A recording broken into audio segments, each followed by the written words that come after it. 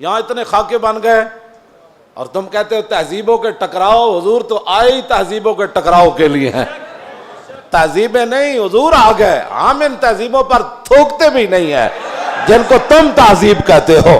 جن کو اپنی ماں اور بہن کا پتہ نہیں ہے وہ کون سی تہذیب ہے؟ ہاں جی.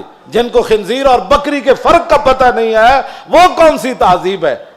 بزدلو، جو دین کی ترجمانی نہیں ہوتی تو پھر ایسے لوگوں کو میدان میں لاؤ جو دین کی ترجمانی کر سکے. دین کے لبادے بھی اوڑے ہوئے اور جناب بڑے بڑے جبے اور دستاریں بھی تم نے پہنی ہوئی ہیں اور حضور کی عزت پر بات نہیں کر سکتے تم. اور تمہاری یہ عزتیں کس کے لیے ہیں؟ سنو، یہ سارے بہت سارے لوگوں کے مرید ہوتے ہیں اور میرے بارے میں پھر کہتے ہیں آپ نے ہمارے پیر کے بارے میں. میں تو پیر فقیر کے بارے میں بات کرتا ہی نہیں ہوں. داتا صاحب کتنے بڑے پیر ہیں. داتا صاحب نے پتہ کیا لکھا؟ ولی کی ساری زندگی نبی کے ایک سانس کے برابر نہیں ہے.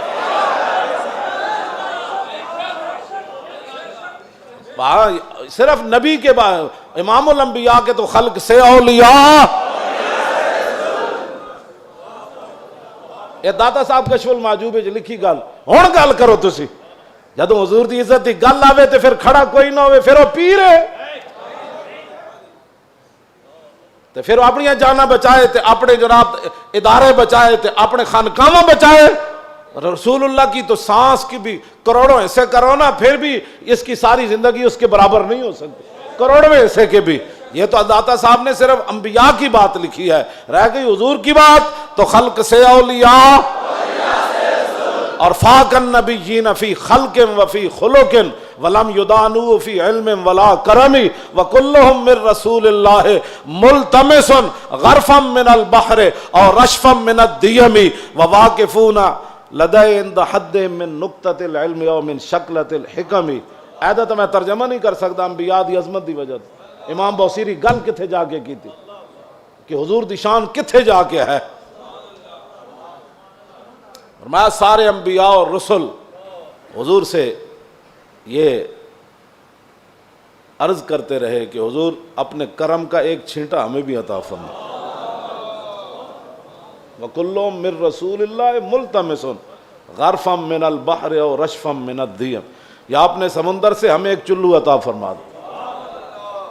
اے لفظ اے شیر ہوندا نا دائیں بائیں تے حضور نے تو سنیا سی بوسیری نو چادر دیتی. جے دے وچ کوئی گل ہوندی تے حضور نے فرمانا سی بوسیری شیر کٹ دے.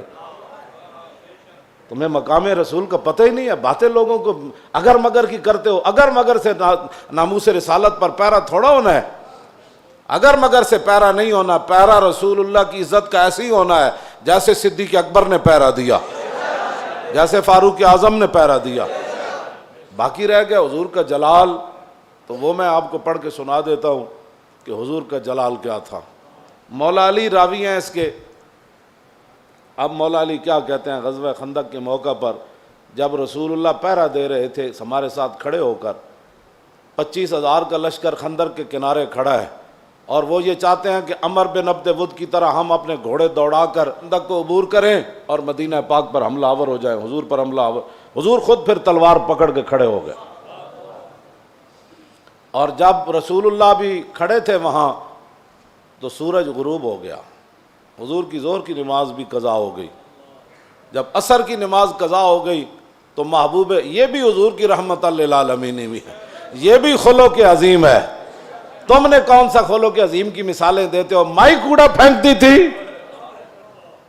اور تم یہ باتیں لوگوں کو سکھاتے ہو فلاں کو معاف کر دیا. وہ حضور کا اپنا حق تھا, معاف کیا. امتی کو حق نہیں بنتا کہ وہ حضور کی طرف سے خود منصف بن کے لوگوں کو معاف کرتا رہے. یہ قیامت کو فیصلے ہوں گے کہ رسول اللہ نے کس کو معاف کیا اور کس کو معاف نہیں فرمایا. ہم کون ہوتے ہیں حضور کے حق معاف کرنے والے؟ اب جب سورج غروب ہو گیا تو ذرا سنیں حضور کا دعائے جلال کیا تھی.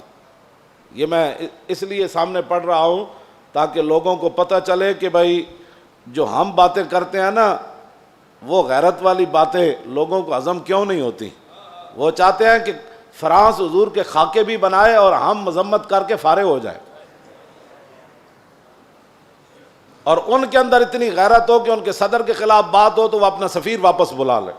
عالم تسا کی حضور دا کلمہ پڑھیا اور 55 ملک ہو یا 56 ملک ہو ایدا ایک جواب دو تسا رسول اللہ دا کی کلمہ پڑھیا؟ صرف انہیں اتنی گل کی تھی یہ صدر دا دماغ خراب ہے، یہ صدر دا دماغ خراب ہے۔ اردگان اے گل کی تھی، انہوں نے غیرت آئی، انہوں نے اپنا سفیر بلا لیا تے رسول اللہ تے گھر دے بھی انہوں نے خاکے بنائے۔ تساں کی غیرت کی تھی؟ اور جڑے غیرت دا سی سبق دیندے ہاں تسی فرانس دے خلاف ساڑھے مسیطہ تے حملے کرنے ہو، ساڑھے علماء دے تسی جلوس بند کیتے، نہیں جی اجازت نہیں ہے، حالات نہیں ٹھیک۔ وہ کیڑے حالات اسی بنائے؟ تساں بنائے حالات خراب، تساں یہود و نصارہ دی ایجنٹی کی تھی، تساں چوڑی بار بھیجی اور تساں چوڑی بار بھیجی، اور پھر تم نے اس پر فخر بھی کیا، تم نے اس پر فخر بھی کیا۔ ہمیں حضور کی غلامی پر بھی فخر ہے اور ممتاز قادری کے عمل پر بھی فخر ہے، غازی ظہیر کے عمل پر بھی فخر ہے، اور غازی عبداللہ کے عمل پر بھی فخر ہے کہ اس نے گستاخ کو پکڑ کر ایسے گردن کاٹ دی، اس پر بھی ہمیں فخر ہے۔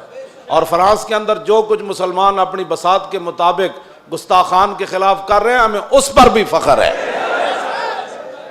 ہمیں اس پر بھی فخر ہے، ہمیں اس پر فخر ہے، ہم ان کے ساتھ ہیں۔ تم گستاخ کو چھوڑ کر کہتے ایک چھوٹے سے گروہ تھا اور ہم نے اس کو اندر کر دیا اور چوڑی کو چھوڑ دیا، تم نے اس پر فخر ہے اور اس فخر پر قائم رہنا، دنیا میں بھی قائم رہنا ہے تم نے اور قبر میں بھی قائم رہنا ہے، کل حشر میں بھی تم نے اس پر قائم رہنا ہے۔ اور ہم دنیا میں بھی قائم کھڑے ہیں کہ ممتاز قادری کے ساتھ کھڑے ہیں، ہم تمام غازیان اسلام کے ساتھ کھڑے ہیں، ہاں جی تمام محافظان ناموس رسالت کے ساتھ کھڑے ہیں، ہمیں اس پر فخر ہے، اور ہم کل قبر کے اندر بھی ہمیں اس پر فخر ہے، اور کل قیامت والے دن تو پھر بات ہی رسول اللہ کی ہے۔ حضور کا جلال دیکھیں، حضور کا جلال دیکھیں، حضور نے کیا فرمایا جب سورج غروب ہو گیا تو انا علی، مولا علی کہتے ہیں ان رسول اللہ صلی اللہ علیہ وسلم قال یوم الخندق ملا اللہ بیوتہم وقبورہم نارا کما شغلونی عن الصلاۃ الوسطی حتی غابت الشمس۔ مولا علی فرماتے ہیں جب سورج بالکل قریب جا پہنچا اور غروب ہونے کے جب قریب ہوا تو حضور نے اس وقت کیا فرمایا، یا اللہ انہوں نے ہمیں عصر کی نماز نہیں پڑھنے دی، اب ان کا کیا علاج ہے؟ یا اللہ ان کے گھر بھی ان کی قبریں بھی آگ سے بھر دے۔ یہ بھی تو بتاؤ نا خلق عظیم، یہ بھی لوگوں کو بتاؤ۔